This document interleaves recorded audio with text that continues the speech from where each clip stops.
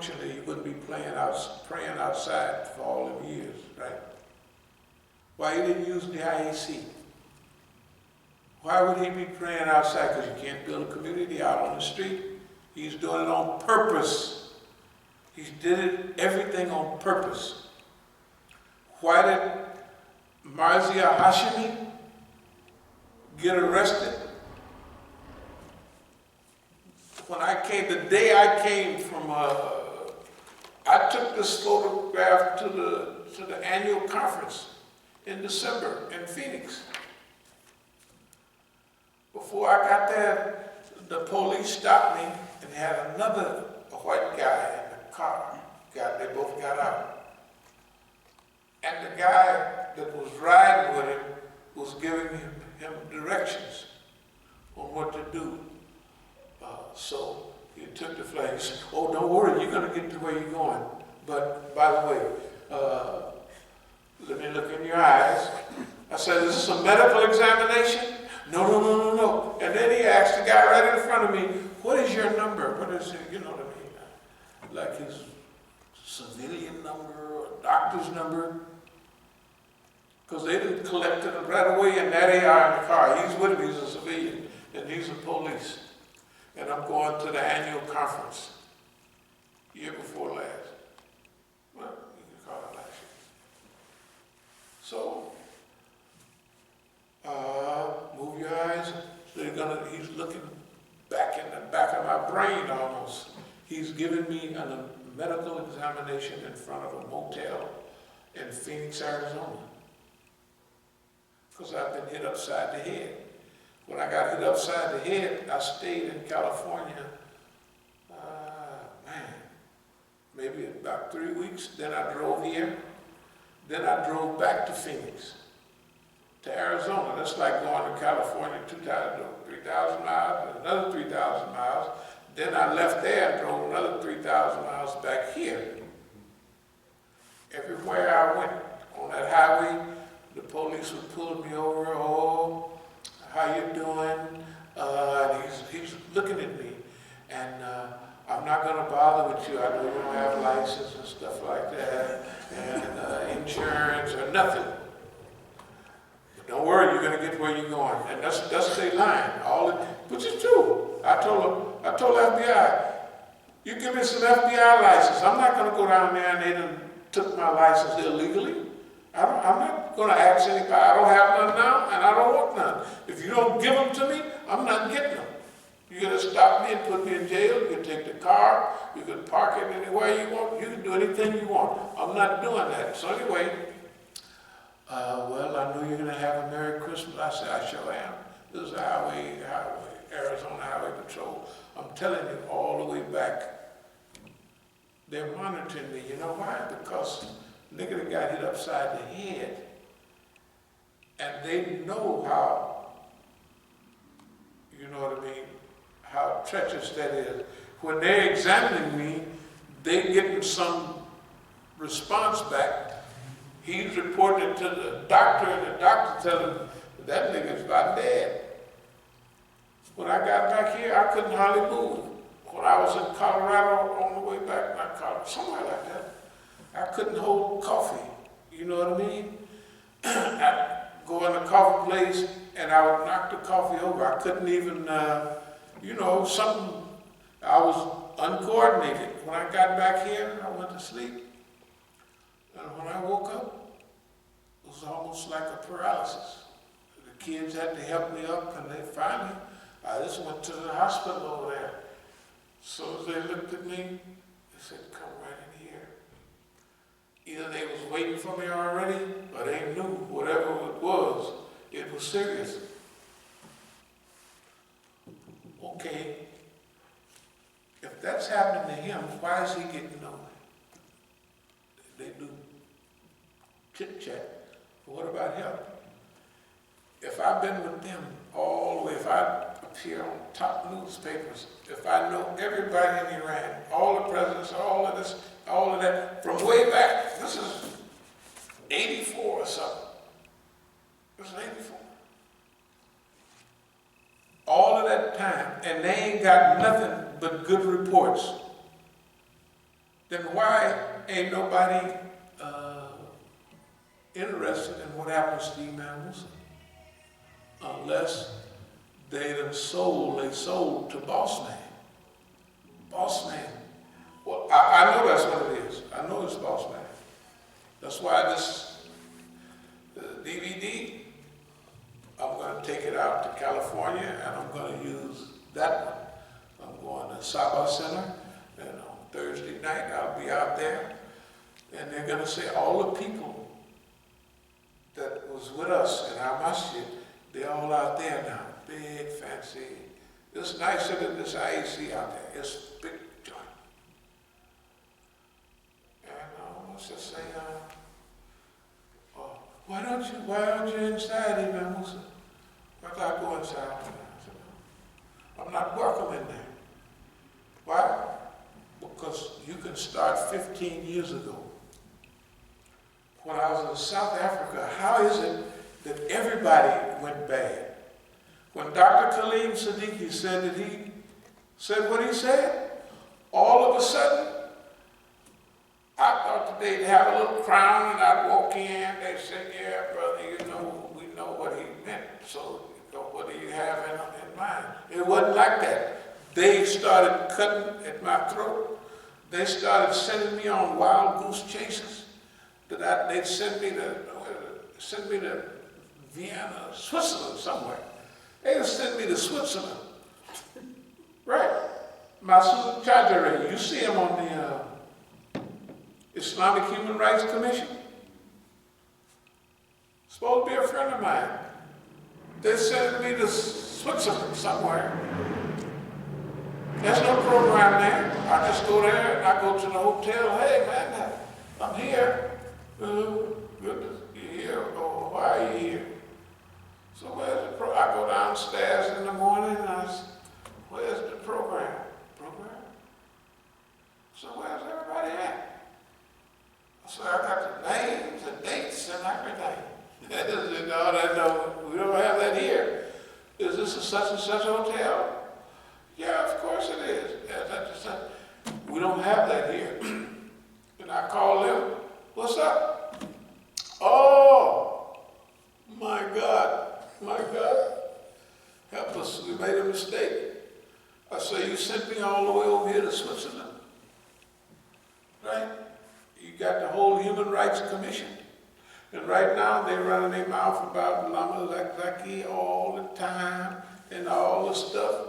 And Marzia is so sad. But Marzia, they hollering Marzia, Hashimi, right? And I got my head busted wide open. Why? Take the focus off me.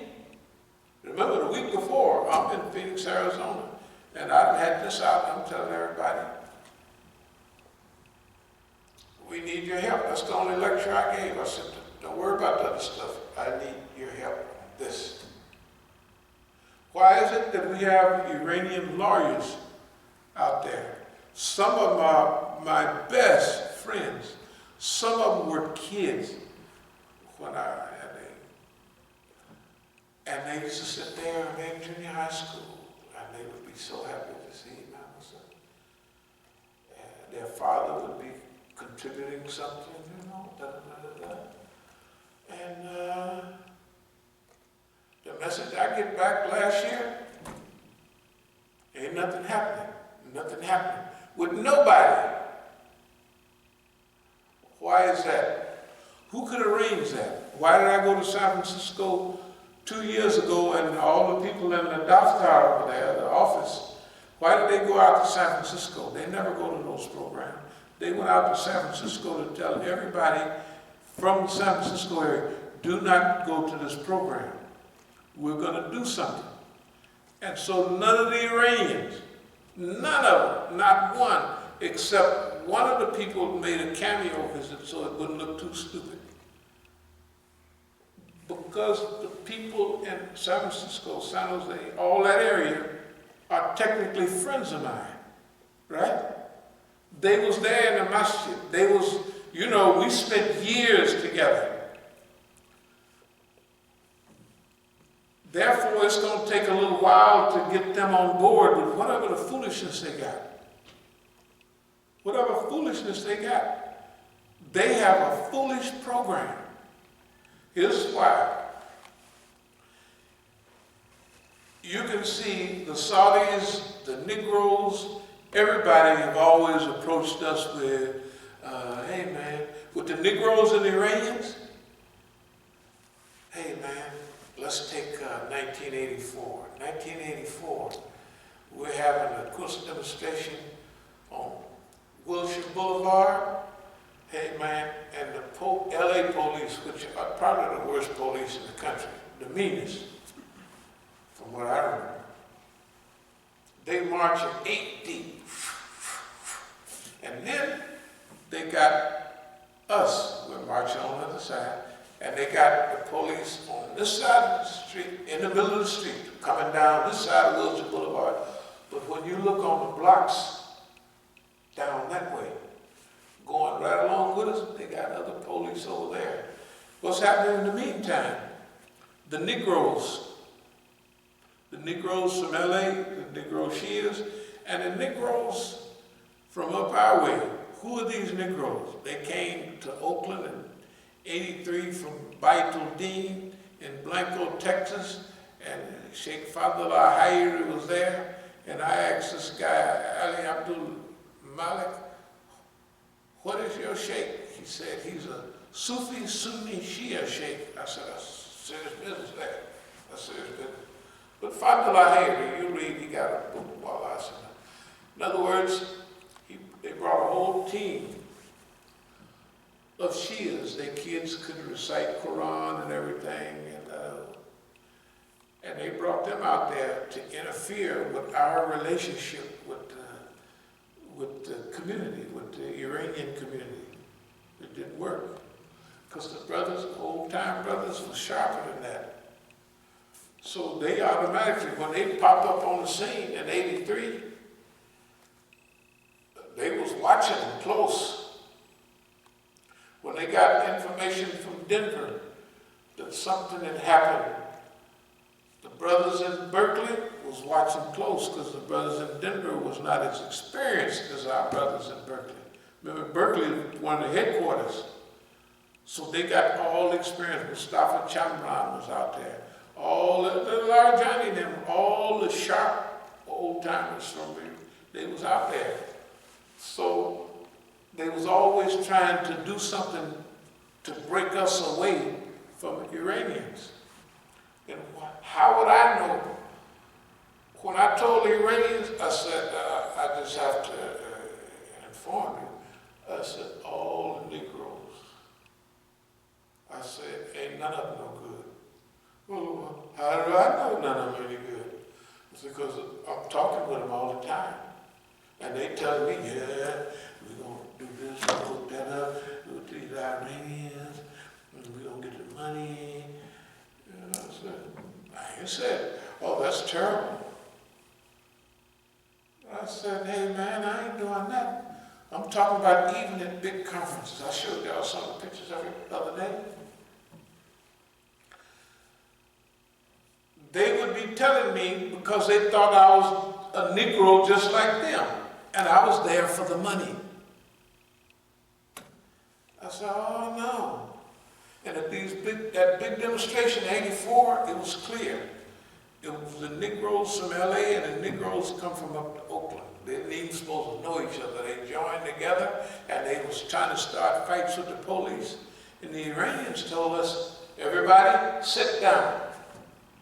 And we sat down. And I turned and I looked at them niggas trying to kick at the police. They got police 8 deep. And they got them, add to that, the other ones on the other side that you can't even see hardly unless you look down the street. You know where you look down the street and you see lines of them walking together. So they technically got you surrounded. That's a non-violent demonstration. The niggas are trying to start trouble so they can get the Iranians beat upside the head. And when they asked me, have a seat, I said, that's fine. That's fine. And I looked at them niggas and see all of them troublemakers, where are they at now? They so serious about the rebellion and the revolution? Where's any of them? You can't find not one nigger in the United States. What about the ones here? They bought them a place out there in Bowie, right? Somebody tried to tell me that so-and-so spent his money. I said, he's a Negro. He ain't spent a dime. I said, them Iranians down there at the Daftar bought that place out there to take them away from here, because here they're hearing about Velayat Faqih, Velayat Faqih. They're not hearing about Velayat Faqih out there. Not one Negro in the United States, Shia, talks about Velayat Faqih. I said, well, what was the purpose of becoming Shia if it wasn't Velayat Faqih? What are you doing? And all they do is double talk and steal. You know what I mean? Books out there, anything. They're full of jive. Okay, and I'm telling the Iranians this all the time, and they can see it. And what do? Their program, when they isolate us and when they cut us off here, inside of America, you gotta remember, we're inside of America. If they're attacking them and they're outside of America, what do they think they do with a nigga inside of America? Where everything is that they can deceive and they can do all the mischief they want. This is America. They can do what they want to my sons. My sons can't stand, they're not me. They're not me, they're not gonna stand up. That's why they get full forgiveness for me. I said, shoot, they held up 15 years. Good, that's good. That's good. And with all them little ugly girls telling them, oh, you just handsome, this nigga. Oh, you just, here, try a little of this dope. Right? That's what they're doing to them. They're weakening them niggas because they ain't niggas. They have 2 days with you and 2 weeks with the Negroes. Who you think gonna influence them the most? And them little ugly girls telling them, oh, you're a handsome nigga. Oh, you're strong. Oh, you're smart. You know what I mean? You're smart as you can be. I can see it in you. Where are them blankety blanks now? Where's all them people now? Right? That's what we're dealing with in America. Do you know how happy it is to be here today? It's super happy. Because we had a chance to go through all of this with all of these people. Why is it all these youngsters down in LA? Where are they at? You know when they have, you know why the Jews hate us so much? Every program they had, I remember one in Berkeley they had. We call it the Triangle of Terror. You know, same thing. It's similar. But it was South Africa, Israel, and South Africa, Israel, and USA, that's right. And we had it. Stokely Carmichael's people was there, and we just made fun of the Jews. The Jews came because we had the thing on, and we wore them out at UC Berkeley. Why? Because we just make fun of them. At UCLA, I was wondering because all the Muslims, all these Muslims here, not there, all the Muslims that was part of our As-Sabiqun, they were saying, Imam Musa, you had them crying, the kids was crying. I said, that's good. You want the Jews to be crying. Why? Because old Rabbi Chaim would come up there, because I'm just hitting it at Chaim. I said, oh yeah. I said, Benjamin Hooks is talking about the NAACP. I said, Benjamin Hooks sued the Zionists, the Jewish part of the NAACP. I said, you know why he sued them? He said, because they controlled all the money. Right? The defense fund for the NAACP was controlled by Jews. Well, you saw it in Marshall. You saw it, you got the Jewish lawyer. Well, just add up the Jewish lawyer after 50, 60 years. Well, at that time, after about 40 years. So, Old Rabbi Chaim, I was just hitting at it, making him mad. So he comes running up to the stage. You a hater, you a hater. So I said, Rabbi, I said, you running up and down acting a fool. I said, that's my job. Sit your butt down. And you know what he did? He turned around and went and sat down. And they couldn't, I'm just, and then there's another Jew up on the thing. He asked Ahmed Shammah, what does A'udhu Billahi Minash Shaitani Rajim mean? When I talk about Ahmed Shammah, I'm talking about the ones, remember when we was over at ISNA program? We had the tables and everything. That crew, remember they was from LA? All of them. So, the guy, he says, what does A'udhu Billahi Minash Shaitani Rajim mean? And he said it 3 times. And Ahmed Shammah didn't say that to the 3rd time. He says, I seek refuge in Allah from the shaitan, the rejected enemy. He said, that man is the shaitan, talking about me. So I looked at this Yahudi. I looked at the person. All the munafiqeen that they hate Iran, they work against Iran. We call them munafiqeen. They call themselves mujahideen, call. So I know all of them. I said, he munafiqeen.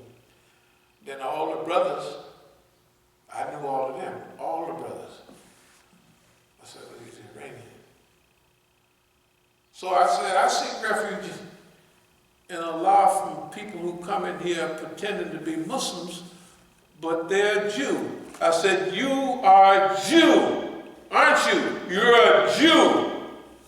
And all the white kids all the Jews, they just dropped their heads, and he just dropped his head, and they were sitting there, they said, that nigga got a crystal ball or something. How he know all of that? It's just simple deduction, right? I just said, okay, it's not one of the brothers. We know all of them. It's not one of the munafiqs. They hate us because we love the brothers. So it ain't one of them. Because I all know all the munafiqs, most of them. And he ain't no munafiq. And he ain't one of the brothers. He's Iranian. He sounds like it, he looks like it. So I said, you're a Jew. Now, with a record like that, with whooping the Jews all the time, they ought to put me on stage. And then what happened to old Hannity? You notice you ain't seen me nowhere on no Jewish platform since Hannity, right? Because they were saying, look, this nigga is stupid, so we'll try to trap him and make him say something like we did. You know what Sean Hannity